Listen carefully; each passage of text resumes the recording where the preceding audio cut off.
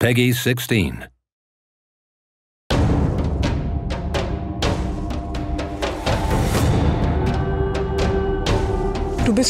You encountered a lot of pirates in the prequel Risen, as well as in other games that we have developed, and that fitted pretty well with the dialogue style of the games and their quests, so we decided to turn it into a complete game. Previously, we tried to establish as many facets as possible with an equal standing. This time, however, we focused very much on the pirate setting, not least because you are left with almost no choice but to join the pirates. The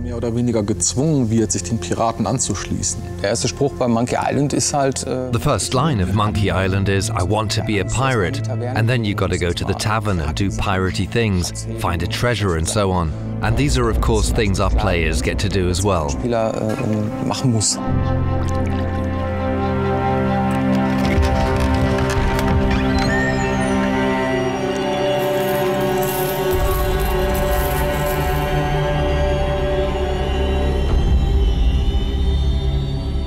Wie man hier sehen kann, wollten wir raus aufs Meer und durch diese Schiffsreisen halt ein tropisches und exotisches Piratenspiel erzeugen. Hier haben wir die Startlocation. Hier lernt man das Spiel kennen in einem Tutorial. Du kannst dann am Anfang ein paar Monster plätten am Strand oder so, in der letzten Bastion der Menschheit.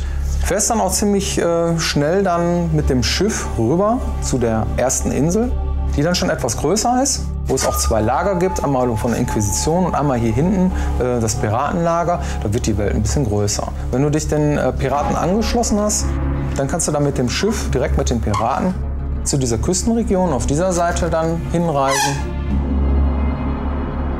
Die Welt wird immer größer und von da ab hast du dann irgendwann, hier kriegst du dann dein eigenes Schiff und kannst dann auch andere Inseln dann weiter bereisen. Es lohnt sich auf jeden Fall am Ende des Spiels, im weiteren Verlauf des Spiels dann auch nochmal Locations, die man schon bespielt hat, nochmal hinzureisen, weil es da auch noch mehrere Quests gibt, noch im hinteren Bereich des Spiels.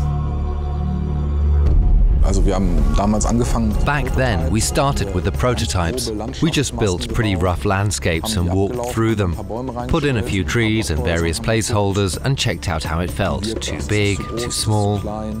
After that, the prototypes went into production and that's when the game began to take on a life of its own. Teilweise von alleine zu wachsen.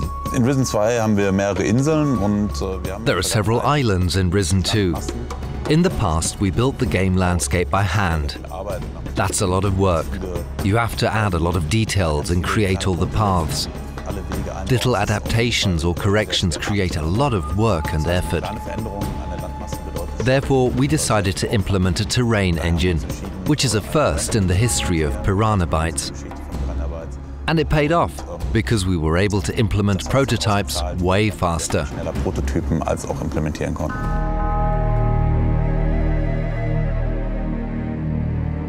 Beim Projektanfang von Risen 2 ging es erstmal darum, ein Setting zu erschaffen.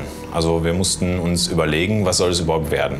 Wir wollten halt dieses Regenwälder-Setting haben, karibisches Setting. Im Dschungel ist es eigentlich ziemlich dunkel. Ja, im Dschungel gibt es viel Schattenwurf.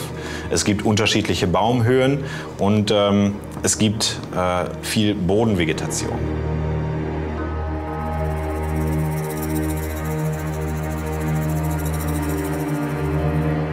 Wir haben jetzt in Risen 2 uns für einen leichten Dschungel entschieden. Ja, also weniger dicke, große Bäume, sondern eher dünne, kleine und davon ganz viele.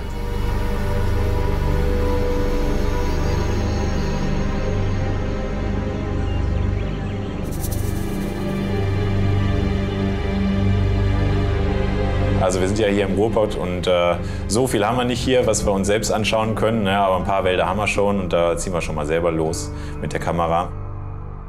Die Wälder sind teilweise urig hier, das soll man gar nicht meinen.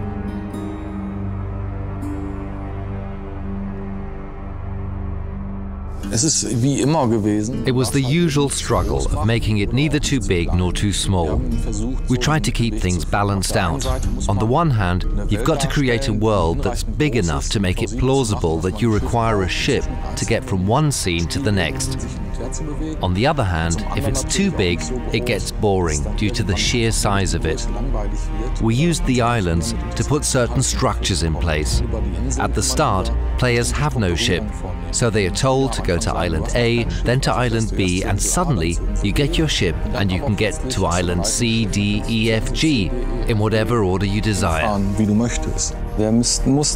We had to think about how to give each island its own unique character, so that every time you set foot on a new shore, you'll find yourself in the same situation, washed up onto an unknown island as in Risen 1.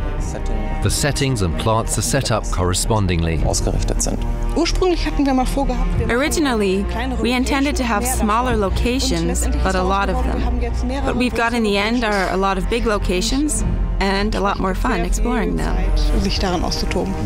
We are not able to build a camp that consists of only 5 interacting characters. There's got to be at least 20 of them, and of course each of them has at least one quest for you. As a result, the game has grown. It really became a huge world.